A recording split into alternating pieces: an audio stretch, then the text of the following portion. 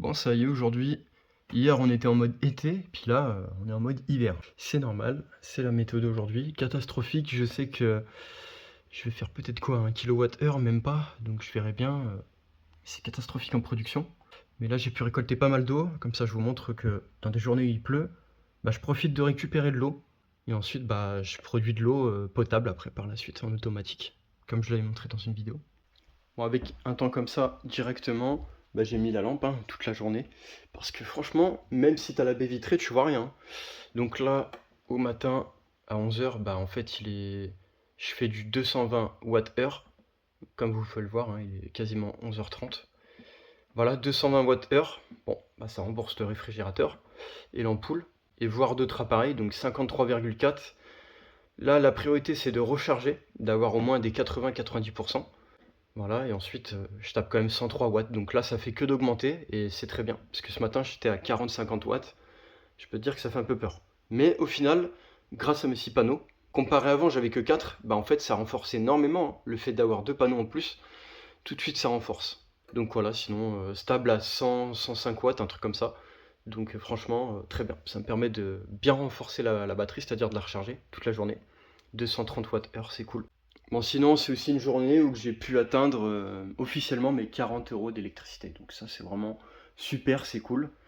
Il n'y a pas de fake, comme tu peux le voir, 116 kWh. Sinon, là, en avril, je suis quasiment peut-être à 49 kWh aujourd'hui. Voilà, donc c'est cool.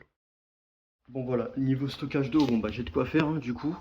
Donc 2, 4, 6, 8, 10. Donc là déjà on a une ligne de 20 litres. Du coup ça me rend beaucoup d'autonomie en eau. Et là j'ai les bidons directement 10 litres. Donc là je suis à 30 litres de stocké. Permet d'avoir de l'eau pendant un mois voire plus, voilà, selon tes besoins. Ensuite j'ai la cuve d'eau potable qui est tout le temps pleine. De toute façon je fais en sorte qu'elle soit tout le temps pleine. Donc là je l'ai remplie aujourd'hui. J'ai de l'eau potable ici encore là, comme on peut le voir. C'est pas grand chose. Puis là j'ai de quoi faire 4 litres. Donc là 6 litres d'eau supplémentaire en eau potable. Et puis là gros problème, du coup je peux pas stocker de l'eau, je vais expliquer pourquoi. J'ai dû la vidanger d'urgence, d'ailleurs dans les bidons de 5 litres.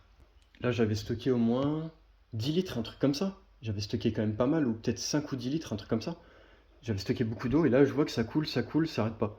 Mais en fait le joint il est tout pourri et du coup il faut que je trouve un autre matériau qui va permettre déjà de sécher.